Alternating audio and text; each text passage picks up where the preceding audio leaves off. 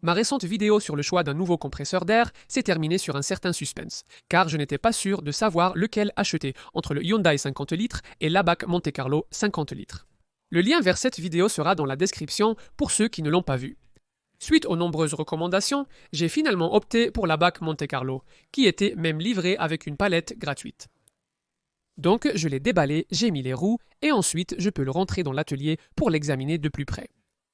Et juste pour être clair, le compresseur d'air et le pistolet à peinture présentés dans cette vidéo, je les ai achetés avec mon propre argent.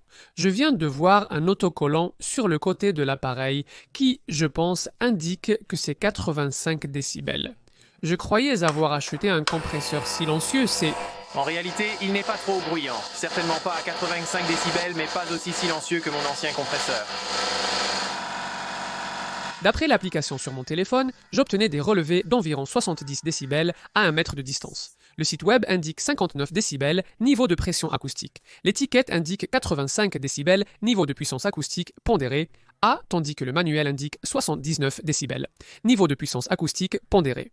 A et moi, j'ai mesuré 70 décibels à 1 mètre. Je ne comprends pas ce que tout ça veut dire, mais peu importe, l'important c'est que ce n'est pas trop bruyant. Donc je suis content. Pour ce qui est de la première impression, cet appareil respire la qualité. J'ai toujours dit qu'on peut en dire long sur la qualité d'un outil rien qu'en regardant la qualité du câble électrique fourni. Et ce câble est vraiment épais et caoutchouté, il donne vraiment une impression de produit haut de gamme. Tous les interrupteurs et boutons fonctionnent correctement. Mieux que mon ancien compresseur, je suis donc très satisfait pour l'instant. Mais tout n'est pas parfait. Et après avoir rapidement feuilleté le manuel, il est recommandé de laisser 50 cm d'espace de chaque côté et à l'arrière de ce compresseur. Le corps de celui-ci mesure 30 cm, donc si vous ajoutez 50 cm de chaque côté, cela fait 1,30 m de largeur. La longueur du corps est de 80 cm, donc ajoutez 50 à cela, et cela fait encore 1,30 m, qui, franchement, dispose d'un tel espace de travail pour pouvoir accueillir une telle empreinte. Ici, c'est l'endroit que j'avais en tête pour ranger mon nouveau compresseur afin de remplacer l'ancien. Et même s'il rentre physiquement, évidemment, ce n'est vraiment pas l'idéal. Donc, je suppose que ce que je devrais faire à chaque fois que j'utiliserai le compresseur, c'est... J'ai mentionné dans la vidéo sur le choix d'un compresseur qu'un débit d'air élevé était crucial pour moi, car je vais principalement l'utiliser pour la pulvérisation. L'ABAC est donné pour 8,1 CFM, mais c'est une valeur de déplacement pas vraiment représentative de ce que le compresseur peut fournir. C'est une astuce marketing douteuse que tous les fabricants semblent avoir adoptée. Après recherche, le débit d'air réel du compresseur est environ 2/3 de la valeur de déplacement. Pour ce compresseur, le débit réel serait donc d'environ 5,4 CFM. Voilà pour le compresseur, passons maintenant au pistolet à peinture. D'abord, j'ai emprunté quelques pistolets à peinture low volume low pressure à mon oncle, allant de modèles coûteux comme ce SATA Jet à des modèles de milieu de gamme comme cette ANI Astra, puis à des modèles bon marché comme ce Parkside. Honnêtement, je me suis bien débrouillé avec les trois, donc j'étais assez sûr que le système low volume low pressure était fait pour moi, principalement parce qu'il fonctionne bien avec un débit d'air plus faible. La majorité des pistolets à peinture que j'ai examinés nécessitaient un débit minimum de 4 à 6 CFM, permettant leur utilisation avec des compresseurs à petite cuve, comme le modèle de 50 litres que je viens d'acquérir.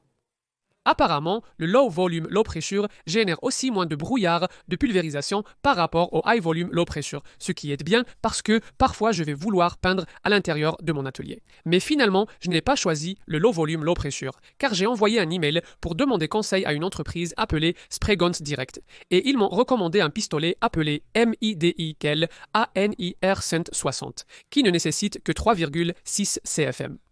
J'ai suivi cette recommandation et acheté ce pistolet ainsi qu'un régulateur en ligne pour contrôler l'alimentation en air, pour un coût total d'environ 123 livres, toutes taxes comprises.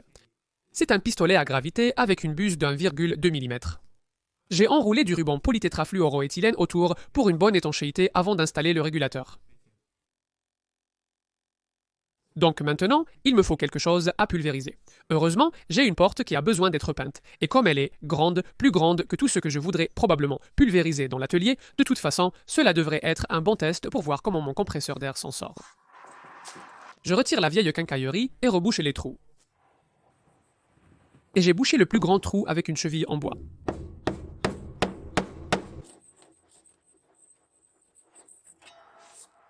Comme l'ancienne finition est assez brillante, j'ai dû la poncer pour que la nouvelle peinture adhère. Donc j'ai poncé avec du grain 80, puis du grain 120. J'ai utilisé un patin de ponçage de précision sur l'outil multifonction oscillant pour les petits panneaux et fait les moulures manuellement. Après avoir soufflé la poussière du ponçage, je peux préparer la peinture. J'utilise un peu d'eau pour mélanger avec un apprêt acrylique, juste pour le diluer un peu. Je n'ai pas mesuré les quantités, j'ai envie d'essayer de ressentir naturellement quelle viscosité de peinture conviendra. J'ai obtenu un mélange ressemblant à ça, probablement composé de 6 parts de peinture pour une part d'eau, je dirais.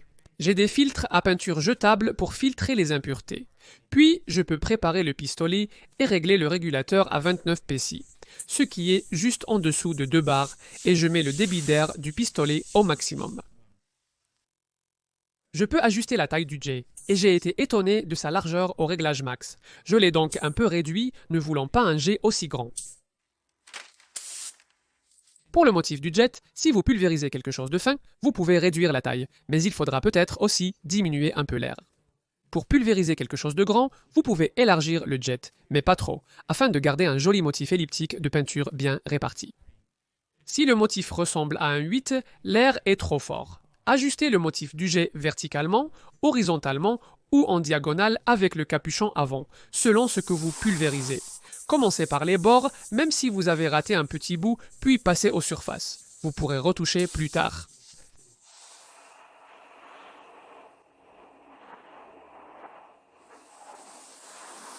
Ça a bien couvert pour une première couche d'après et je peux le laisser sécher au soleil. Une fois sec, j'ai appliqué une seconde couche d'enduit. La peinture souligne les creux, car l'enduit rétrécit légèrement. Pendant le séchage, je peux retourner la porte et travailler de l'autre côté. Un détail à noter. Vous pouvez remarquer un petit morceau de plastique qui s'agite à l'avant du pistolet à peinture. Je ne sais pas ce que c'était ni d'où ça venait et je ne l'ai remarqué et retiré qu'après avoir fini de peindre. Heureusement, cela ne semblait pas affecter le motif de pulvérisation. Une fois sec, je retourne le pilier et ponce la deuxième couche pour qu'elle soit lisse et affleurante. J'utilise une peinture satinée à base d'eau comme couche de finition. C'est juste un produit bon marché. Ce n'est pas de très bonne qualité, mais je l'avais, donc je l'utilise. Il commençait à pleuvoir. Alors j'ai rentré la porte dans l'atelier pour voir si le brouillard de pulvérisation allait poser problème. J'espère ne pas retrouver tous mes outils pleins de poussière de peinture après avoir fini.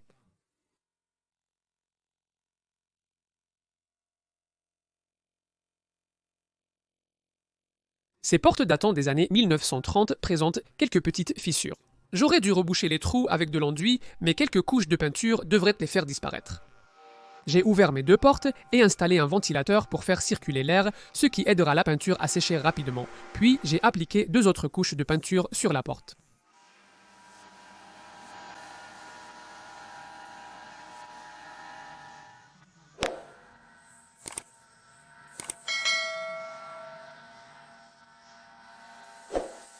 Le résultat est plutôt bon, donc je peux remettre la porte en place. C'est la preuve qu'aucun travail n'est jamais simple.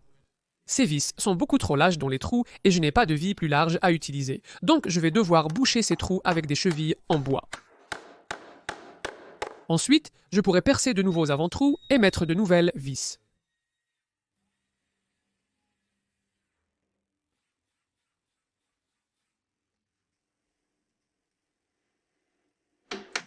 Pour conclure, je voulais partager les leçons tirées de cette expérience. Pour ceux qui débutent en pulvérisation extérieure, le surplus de peinture n'est pas un problème, car la majorité est simplement emportée par le vent. Une petite quantité de poussière de peinture blanche s'est déposée sur le sol en béton à l'extérieur, actuellement couvert de neige. Cela ne m'inquiète pas. La marque était à peine visible et s'usera rapidement, mais il est judicieux de protéger le sol avec une bâche. La pulvérisation à l'intérieur de l'atelier créait un brouillard de peinture en suspension dans l'air. Il est essentiel d'utiliser un masque respiratoire avec des filtres adaptés aux particules de peinture, même lors de l'utilisation de finitions à base d'eau. Il est essentiel d'avoir une ventilation maximale dans l'atelier. J'ai ouvert mes 2 portes, mais mes fenêtres ne s'ouvrent pas. Je prévois de les remplacer pour améliorer la circulation de l'air, accélérer le séchage et évacuer le brouillard de peinture. Je n'ai pas remarqué de particules de peinture sur mes outils ou le plan de travail dans l'atelier, ce qui est une bonne chose car c'était l'une de mes principales préoccupations. Il y avait probablement un peu de poussière de peinture sur le sol, comme quand j'ai pulvérisé à l'extérieur, mais mon sol est tellement couvert de sciure que je ne pouvais pas la voir. Comme c'est un atelier, ça ne me dérange pas d'avoir des choses sur le sol. Je ne suis pas de ceux qui doivent avoir un atelier si propre qu'on pourrait manger sur les établis. J'ai tout de même couvert mon établi d'une bâche anti-poussière, pour le garder propre. Si votre espace de travail fait environ 6 mètres sur 5,5 mètres et 2,7 mètres de haut et que vous utilisez un équipement similaire au mien, je vous conseille de ne pas trop vous soucier des projections de peinture, sauf si vous tenez absolument à ce que tout soit impeccable. Maintenant, voyons si le compresseur a suivi mon rythme de pulvérisation. C'était parfait. Pour pulvériser des objets plus grands qu'une porte, comme une voiture, un compresseur plus grand ou un débit d'air plus élevé serait nécessaire. Mais pour de petits objets, il a parfaitement suivi mon rythme de pulvérisation sur la porte. Je pense qu'il s'est mis en marche et s'est rechargé peut-être 3 fois pendant que je pulvérisais les 4 bords et une face de la porte. Mais je n'ai remarqué aucune baisse de performance. Donc c'est très bien et je suis globalement très satisfait de mon choix de compresseur. Je suis également très satisfait du pistolet à peinture, il fonctionne parfaitement. Je n'ai pas beaucoup d'expérience avec d'autres pistolets à peinture pour comparer, donc prenez ce que je dis avec des pincettes, mais il semble aussi être bien apprécié par d'autres, donc ça me rassure un peu. Nettoyer un pistolet à peinture est assez simple avec des finitions à base d'eau. J'ai pulvérisé de l'eau propre à travers le pistolet après avoir peint pour évacuer la peinture, puis je l'ai nettoyé avec les brosses fournies pour nettoyer la buse qui se dévisse à l'avant. J'ai retiré et nettoyé l'aiguille. Apparemment, il est conseillé de la lubrifier avec un peu de graisse, comme de la vaseline, pour qu'elle bouge bien. Je n'ai pas nettoyé le pistolet entre les différentes couches de peinture. Certains le font, et les finitions à base d'eau sèchent rapidement. Après recherche, la plupart disaient que ça irait, et en effet, ça s'est bien passé, donc c'est une bonne chose. De toute façon, il faut toujours appliquer des couches fines à chaque fois, et c'est pratiquement sec en 1 heure maximum, prêt pour la couche suivante. Si plusieurs heures devaient en s'écouler avant d'appliquer la couche suivante, je nettoierais probablement l'appareil correctement. Pour finir, je souhaitais partager avec vous une anecdote de mon oncle, qui a longtemps travaillé dans un atelier de peinture. C'est l'une des raisons principales qui m'ont poussé à me lancer dans la pulvérisation. Ces bombes de peinture que vous m'avez peut-être vu utiliser dans des vidéos précédentes contiennent apparemment très peu de peinture. Il semblerait que ces bombes ne contiennent qu'une faible quantité de peinture, le reste étant du gaz propulseur. Pour certains, c'est évident, mais pour moi, c'était une réflexion nouvelle. Les bombes de peinture sont chères, coûtant entre 5 et 15 € l'unité. Si vous l'achetez en gros, comme je le faisais avant, vous pouvez l'obtenir beaucoup moins cher que ça, mais quand on y pense, ça reste incroyablement cher quand on paye pour une si petite quantité de peinture. Et souvent, on utilise plusieurs de ces bombes juste pour peindre un seul projet. Pour ma part, je préfère largement acheter un pot de peinture ou de vernis entre 10 et 30 livres et obtenir environ 2,5 litres de produit, puis utiliser mon propre propulseur sous forme d'air comprimé car on en a beaucoup plus pour son argent. De plus, vous n'avez pas à secouer une bombe pendant des heures à chaque pulvérisation et les buses de ces bombes sont parfois défaillantes. Pour les bricoleurs occasionnels, les bombes de peinture sont utiles, mais pour une utilisation régulière, un pistolet à peinture et un compresseur sont plus logiques. C'est plus rapide, ajustable selon le projet et donne un excellent résultat. Voilà donc mon expérience avec la pulvérisation.